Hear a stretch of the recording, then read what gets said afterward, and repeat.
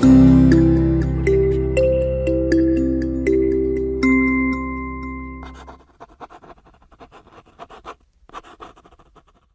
day, children. Today in this video we are going to see the grammar lesson for the chapter Kathmandu, which is the capital of Nepal, in which we'll be learning the punctuations and the simple present tense in detail.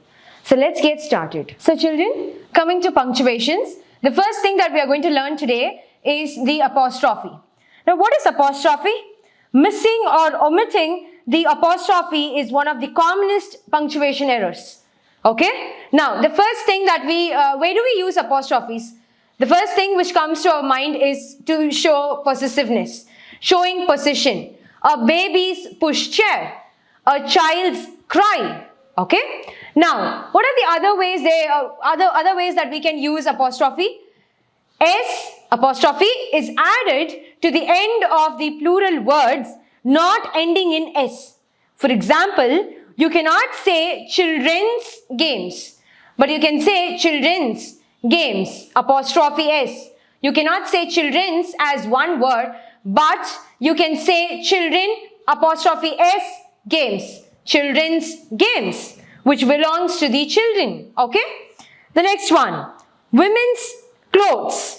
When you go to shopping, you'll be seeing two different sections, women's section, men's section, okay? So that which belongs to the women on a whole, and that men's section which belongs to the men on a whole, okay? So women's clothes and men's clothes, people's lives, okay? P-E-O-P-L-E, people's lives, okay? So these words these are actually plural words, but they don't end with S. So how will we show the possession over here? That's why we add apostrophe and then yes. Okay? The next one. An apostrophe alone is added to plural words ending in S. So what do you mean by that? Now see the first sentence. Your grandparents are your parents' parents. Now as you can see, parents is already a plural word. Okay? So parent is singular and parents is like your mom and dad, they are plural. So you say it as parents. So how will you add possession to parents?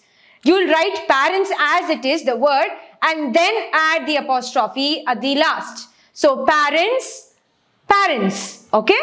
The next one, we are campaigning for workers' rights. Now worker is a singular word.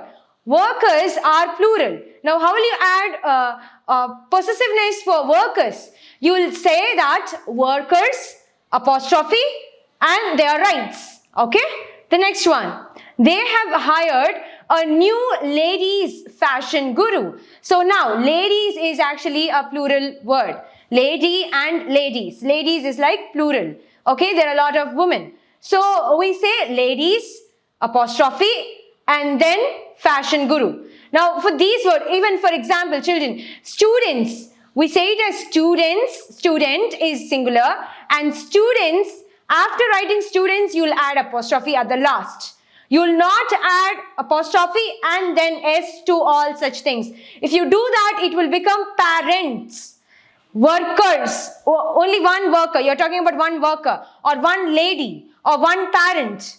Okay, something like that. But if you add, a plural word with ending with S and then apostrophe, then it shows the possession of that. Okay, the next one. S is added, S apostrophe S is added to the end of names and singular words ending in S. Now for example, if the name is James, okay, now how will you say this? James' car, James' bike, yes? The next one, the octopus's tentacles. The octopus's tentacles. Okay, octopus is like, yeah, it is a proper noun, of course. So you say it as octopus's apostrophe S and then tentacles. Okay, because these are proper nouns. These are not common nouns like parents, workers, and ladies. These are proper nouns. So we do add apostrophe and then S. Okay, now. Yes, apostrophe S is added to the end of certain professions or occupations to indicate workplace. For example, she's on her way to the doctors, maybe to meet the doctors, okay? So it is doctors, doctors, clinic, doctors, yeah, to the doctors, okay? And the next one, doctor is a profession, isn't it? Now the next one, James is at the hairdresser's. He is going to, maybe he is going to change his hairstyle. So he is there in hairdresser's place, in saloon. So you can also say that I am at the hairdresser's. It shows that you're going to, you're going for a changeover for your haircut or maybe hair color or something like that. So that is hairdressers. Okay. The next one, indefinite pronouns such as somebody or anywhere. So, for example, is this anybody's pencil case? It's nobody's fault but mine. Okay? So, indefinite pronouns. You can also use apostrophe s in indefinite pronouns. Okay? To test whether an apostrophe is in the right place, think about who the owner is. Now, what is the meaning of it? Now, there are two short sentences written. The boy's books. It shows that the books belong to one boy. Okay. So, I have added boy, apostrophe s and books. Okay. In the next sentence, as you can see, the boys' books. This shows that there are a group of boys, maybe the boys of 9th standard and the 9th standard boys' books. Okay. It shows because I have added apostrophe after s. Okay. The next one, with letter and numbers. Now, this is very, very important. An apostrophe is used in front of two figures referring to a year or decade. Now, you can say, he worked as a school teacher. School teacher is one word. Okay? It's a closed compound word. He worked as a school teacher during the 60s and early 90s. Apostrophe, 60 and s. That shows that 60s is like 1961, 1962 till 1969. And then earlier 90s is like 1991 or 1992, something earlier, till 1993. That is earlier 90s. So apostrophe, 90 and then s. Okay? Now talking about comma. The comma mark is a short pass between elements in a sentence. Now, it is used for separating main clauses. Main clauses that are joined together with and or but do not normally have a comma before the conjunction unless the two clauses have different subjects.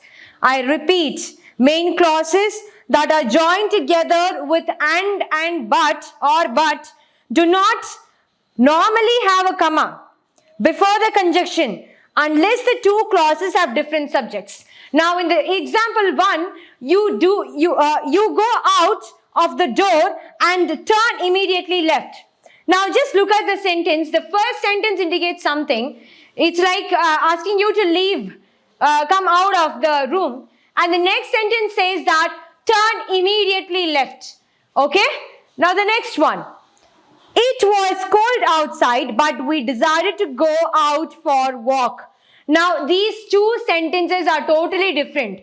The first part I'm talking about how it is outside. It is very cold outside. And the next part I'm saying that I'm going for a walk. Anyhow, I've decided to go for a walk. That's why I've used a comma there. So, I repeat the thing again. Main clauses that are joined together with and or but do not normally have a comma.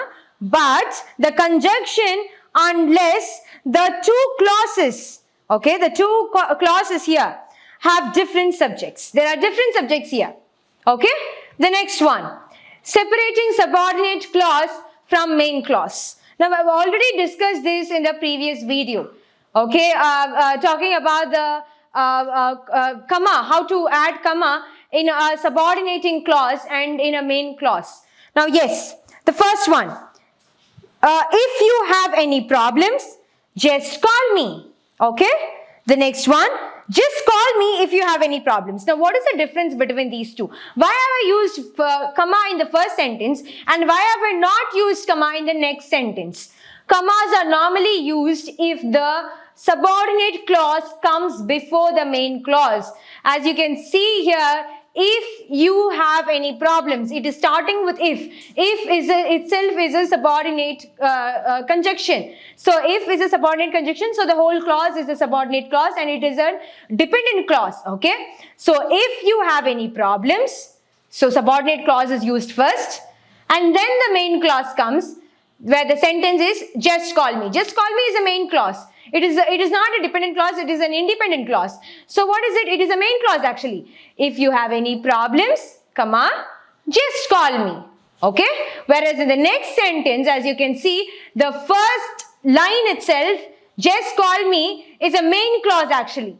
Yes, that is a main clause. So I have not added comma there. If the first sentence is a main clause, you need not to add comma. Just call me if you have any problem. Children, I hope that you can easily identify subordinating conjunctions, where we have learned about this a lot in 8th standard. So if is a subordinating conjunction. So if is a subordinating conjunction, the whole clause, if you have any problem, is totally a subordinating clause, which is actually a complex sentence. Yes? Now children, note, sometimes a comma is used even when the main clause comes first. If the clauses are particularly long, we should be able, now just see the example, we should be able to finish the work by the end of the week, comma, if nothing unexpected turns up between now and then. I have used comma here because the clause is very long. I have to use comma here because the sentence is very long. I have to break the sentence. So that's why I'm using a comma here. Okay. The next thing, and these things you know, like separating items in a list, like they breed dogs, cats, rabbits and hamsters, and the next thing, separating adjectives, it was a hot, dry and dusty road. So commas are used in this way also. Separating relative clauses from main clauses. Commas are used to mark off non-defining relative clauses. This is the type of clause that adds too many information about a noun or a noun phrase. For example, you can see here, my next door neighbor, comma, who works from home, comma, who works from home is a non-defining relative clause. Isn't it, children? We've already learned defining clauses and non-defining clauses. Yes? So, yes, from home is keeping an eye on the house while we are away. Now, note, commas are not required in defining relative clauses, since these simply post-modify the noun. Now, for example, let's make sure the money goes to the people who need it most. We don't have a non-defining relative clause here, isn't it? All the clauses are relative clauses. Yes, it is defining relative clauses. The next one, my brother who lives in Canada is a lawyer. Again, it is a relative clause. So I need not to add a comma here. Now, if I say, my brother, comma, who lives in Canada, comma, is a lawyer. So, what I mean to say here? Now, for example, if I say, my brother, comma, who lives in Canada, comma, is a lawyer. Now, what do I mean to say here? Why do I am adding comma here? Because my brother who lives in Canada is a lawyer. It's like that I'm having only one brother and he is living in Canada and he is a lawyer. I mean to say this. This is because I'm having only one brother. Okay? If I'm just removing the comma here, okay, I say that I have lot of brother and the one who lives in Canada is a lawyer. The Canadian one is a lawyer. Okay, here I say that I have a lot of brothers. In that one is living in Canada and he is a lawyer. Okay, so this is the main thing that you have to focus in marking comma. Okay, which is very, very important. Okay, commas are used before question tags and after yes or no in short response. For example, you can see, it's quite cold today, isn't it? It's quite cold today, comma, isn't it? Okay. The next one, you're Emmy, aren't you? No, I'm not. See the question, you're Emmy, comma, aren't you? The answer is no, because it's a short answer. No, comma, I'm not. Then next, in vocatives. Come on, Olivia, be reasonable. While speaking, come on, comma, Olivia, comma, be reasonable. The next one, Dad, comma, can you come and help me? Comma, please. So this is how you speak, but while writing any reported speech or any kind of sentences or any stories, you can also use these kind of vocatives where you can use comma. You have to use comma over here. Okay, because these are expressions. Dad, can you come and help me please? So these are expressions. Yes, in reported speech and then in dates. Okay, in reported speech we do use comma. Children, I hope that you remember reported speech. So commas are used to follow direct speech if there is no question or exclamation mark after the quotation, or to show that it comes next. For example, Peter said, comma, I don't understand this question. Now while writing, Peter is not writing this. You're going to write this. So you'll write it as Peter said, comma, I don't understand this question. Okay. The next one, in dates. A comma must be used between the day of the month and the year when the two numbers are next to each other. You must use comma when the two numbers are next to each other for the dates. March 31, 2011. Okay, this is how you have to write. You cannot simply write it as March 31 and 2011. You have to write a comma, you have to mark a comma over there. Yes, dear learners, hope you have understood the two punctuation marks, which is apostrophe and comma. In the next video, we'll be learning the remaining punctuation marks and present simple tense. Thank you, children.